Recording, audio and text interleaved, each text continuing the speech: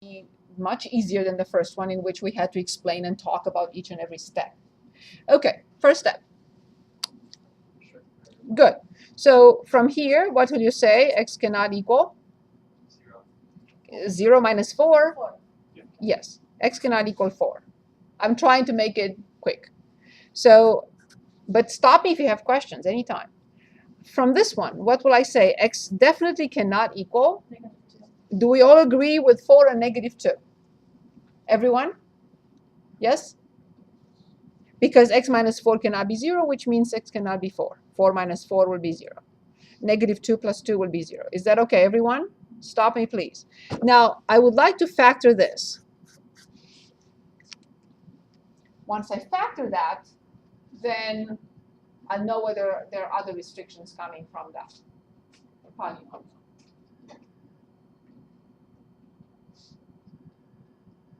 What do you think? Yes, please. Is it x minus 4, x plus 2? Right. So it's exactly what I have here. Yes. It is x minus 4 and x plus 2. Therefore, they're not additional. There are no additional restrictions. So this equation has 2 restrictions. That's basically what you were asking, right? So at the end of the day, when we are done with this equation, if the solution is x equals negative 2, or if the solution is x equals 4, what will you say about the entire equation? No solutions. It's a contradiction, in other words. No one can find a solution. The left-hand side will contradict, will never be equal to the right-hand side. There are no solutions. Awesome. Good. What will be the next step? Very good. 1 over x minus 4, minus 5 over x plus 2, minus 6. We have to move it to the other side. Keep the factored form now. I need the factored form. I moved one term from one side, or a fraction from one side to the other. So then I have to change its sign. It was positive in front here, positive. When I moved it to the other side, it becomes negative. Now, if I forget a crucial point here, I'm not going to solve. 0. I have to have 0 on this side. Mandatory. Then, what is the next step? And here's your hint. The least common denominator. So in this case, the least common denominator is awesome. But now I have to find what I like to call adjustments. I have to adjust the top also. I adjusted the bottom somehow. I have to adjust the top. So what did I multiply x minus 4 by to get this? The top has to get the same thing. X plus 2.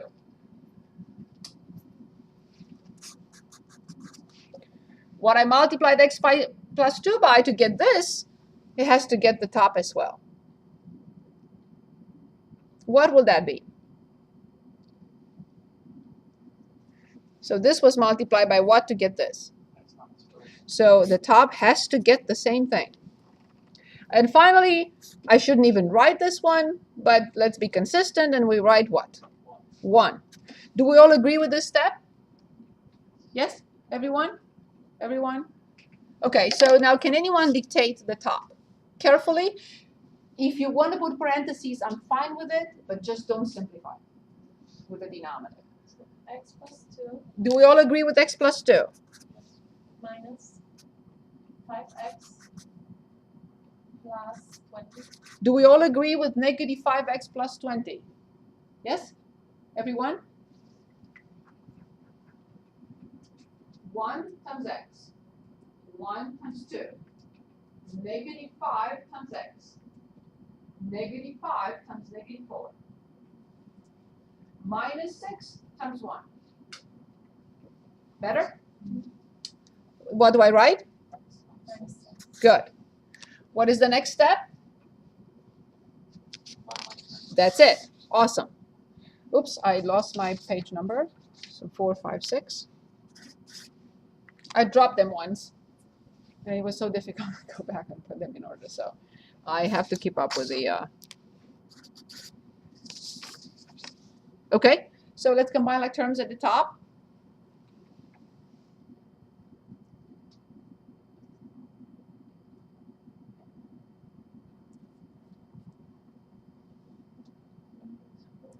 Negative 4x, very good.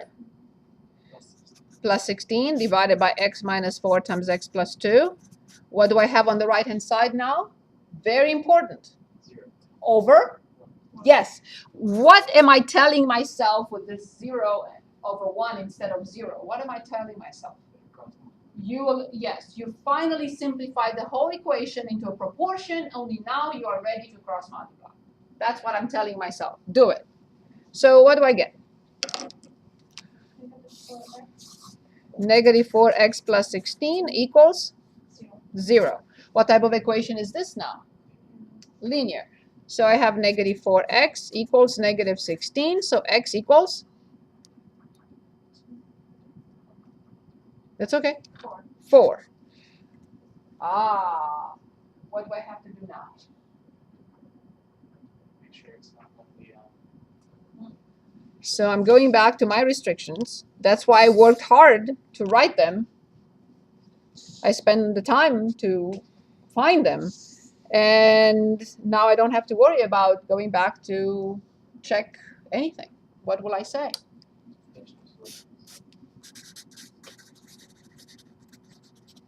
No solutions. At the end of the day, I obtained something that was from the very beginning restricted or excluded from the possibilities. I don't have to go back and check anything because I already determined those restrictions. Okay, very good. 1.5 quadratic.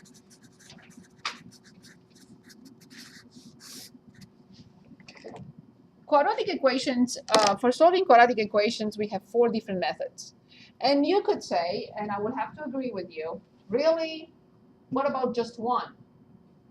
You showed us that one method for linear. You showed us one method for rational. How come that there are 4 different methods for quadratic? Let me explain why. Can I solve any quadratic equation if I know one method? Not one that doesn't always work. But from the other 3, yes.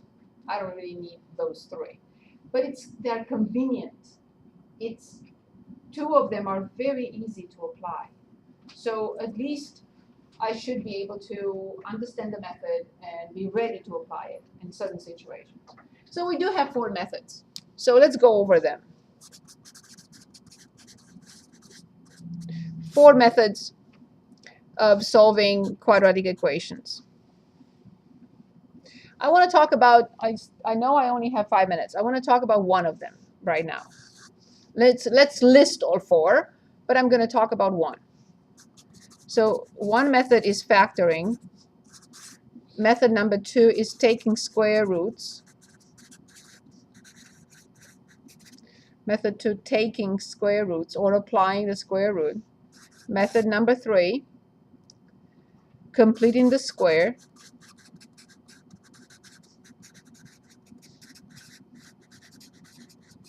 And method number 4, quadratic formula.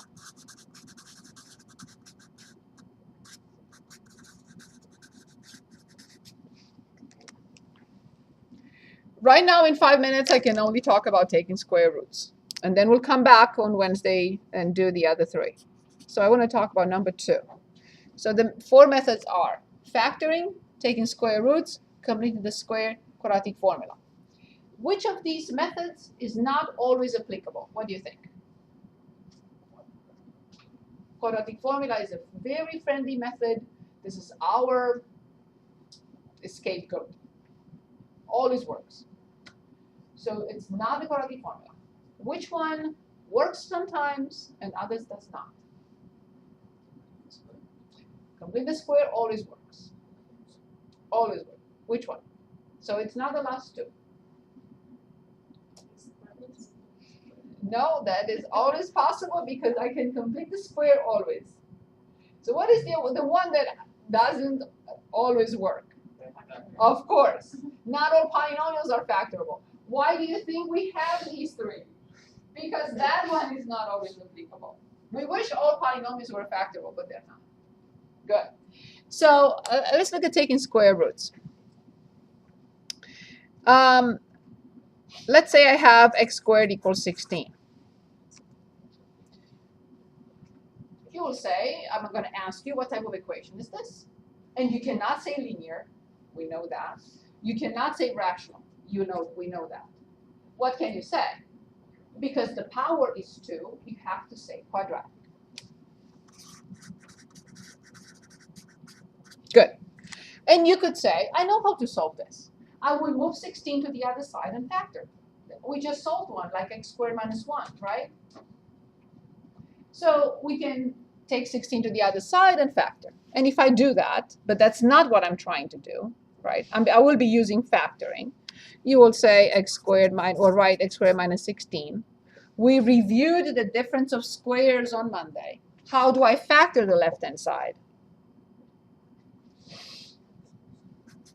X plus 4, x minus 4. That's a difference of squares. Thank you, Danielle. Very good. And then I have two options here. What are the options? When the first factor is 0, I get x equals. Very good. When the second factor is 0, I get. Good. But this is not the method I wanted. But I just wanted to show that we are going to get the same answers. Okay? But I want to illustrate the taking square roots. So I will not move 16 to the other side, because this is typical for taking square roots. Some expression with x squared, whatever it is, but it's squared. And on the other side, a number. So I'm allowed to apply the square root to both sides. So there is a trick to the method, though. So x squared equals 16. I apply the square root to both sides. The left-hand side, you will say it's x. The correct answer should have been the absolute value of x. So basically, the square root of x squared is not x, but the absolute value of x. And the other side is 4. And this has two options. X equals 4 and x equals -4. However, we omit this step when we solve applying the square root. And we go directly to saying or writing x equals plus or minus 4. However, the reason I show the intermediate step is because I want to specify or emphasize that the square root of 16 is not, I repeat, is not plus or minus 4. The plus or minus come from this side, from the absolute value.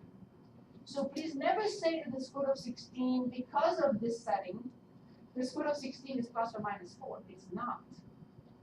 The square root of 16 is only 4. But the plus or minus come from the other side, and that's how we get the same solutions. So this is the taking square roots method. And I don't want to hold you over.